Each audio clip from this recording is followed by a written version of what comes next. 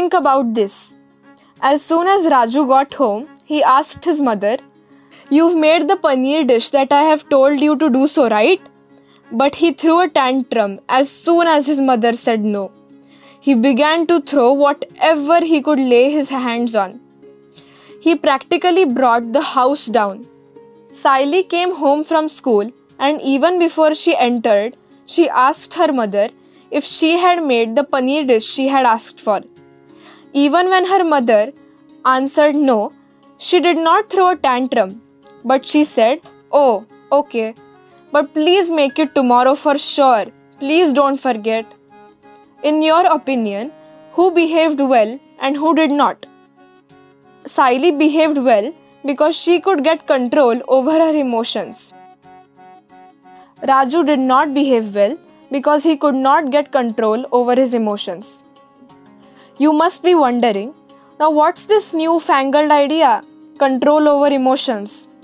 Let us consider some examples to understand this. Control over emotions. Manisha and her mother were going to go for shopping today. But Manisha's mother was delayed in her office and their plans had to be cancelled. At first, Manisha was very irritated. But when she came to know the reason, she calmed down and said, "It's okay, we will go tomorrow." Raghav told Raju that Chintu was saying bad things about him. But Raju decided to take any action only after finding out the truth. What would you say about Raju and Manisha's behavior? It would have been natural for them to feel angry, but did they allow themselves to do so? Manisha did get angry at first, but she calmed down once she understood the situation. This is called exerting control over your emotions. To do this, it is necessary to reconcile your emotions. The question is, how does one reconcile one's emotions? Let us talk some more about that. What happens when we stretch a piece of rubber beyond a point? It breaks and possibly we ourselves get hit by the rubber. Something similar happens in the case of emotions. Humans have thoughts and humans have emotions too. We have to learn to reconcile our emotions and our thoughts. By proper balanced thinking, emotions can be controlled. Emotional adjustment. If someone hurts us, it is natural to feel bad, but we must know how bad to feel. If someone makes a mistake, we feel angry, but we must know how angry to feel. Thoughtfulness helps us to control our anger. It is possible to control such feelings. It is possible to express our feelings in a controlled way. Controlling emotions like this, reconciling our emotions and being able to express them in a proper manner is called emotional adjustment. If we reconcile our emotions properly, we can get rid of some of the shortcomings in our nature, such as blaming others without any reason, finding fault with others, being envious or jealous of others, being unable to tolerate or to be happy about another's success, and lastly, stubbornness. When emotions are properly reconciled, some beneficial changes take place in our nature. Our ability to understand others increases. We can overcome an unfavorable situation. Our attitude of adjusting with others improves. Our personality becomes more balanced. Thus, being emotionally well adjusted is important for maintaining a balanced personality. Even so, have you thought about what exactly makes you angry?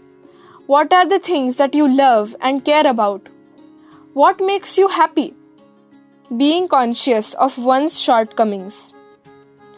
It is very important to know and understand oneself. Have you thought about what your strong points or good qualities are and what weaknesses you have? Meera and Payal are very good friends. Meera sings very tunefully and Payal dances well.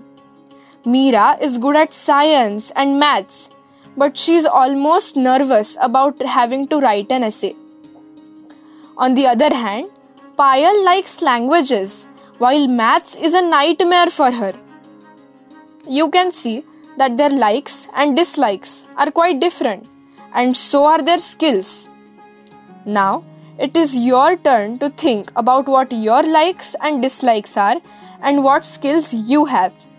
Perhaps you are good at drawing and painting, or maybe you get engrossed in studying science subjects. We get to know our capacities gradually. We become aware of what we can do well and what we cannot. We might be very good in a particular subject, some art or sport, but not so good at other subjects or activities. Thus, we must be aware of our weaknesses just as much we should know about our abilities. That helps us to make efforts to overcome our weaknesses.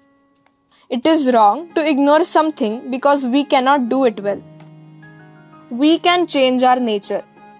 Just as we think about our likes and dislikes and our abilities, we must also think about our nature. Only when we understand our nature can we exert any control over our thoughts and emotions. Let us take an example. Manasi used to get angry ever so often over the smallest of things. As a result, she would get into fights with everybody. But she was the one who suffered the most from this. Slowly, she began to realize this. She began to understand the emotional and bodily damage that she was causing to herself. She decided that she would make a conscious effort to control her anger. Instead of thoughtlessly expressing her opinions, she began to be quiet and think before she spoke. She began to express her views only if necessary and in a calm and composed manner. Thus, Manasi tried to change her nature. If we want to be happy, we have to maintain a balance in our lives. Extremes of anything are always bad for us. Try to understand yourself. What is my nature? What do I like? What do I dislike? What are my skills? What are my weaknesses? Start finding the answers to all such questions. And do take help from others in this quest. What did we learn? It is important to maintain a balance in our emotions. That is, we must express our emotions in a controlled fashion. It is necessary to become aware of our abilities and our weaknesses. Nature can be changed. Recognize your nature and try to reduce your negative emotions. Exercise. Classify the following sentences into anger and emotional adjustment. 1. Inability to sleep well. 2. Personality becomes balanced. 3. We hurt others. 4. Our ability to understand others' improvements. 5. Headaches. 6. We are stubborn and get angry easily. 7. We can overcome a difficult situation. 8. Our willingness to adjust with others increases.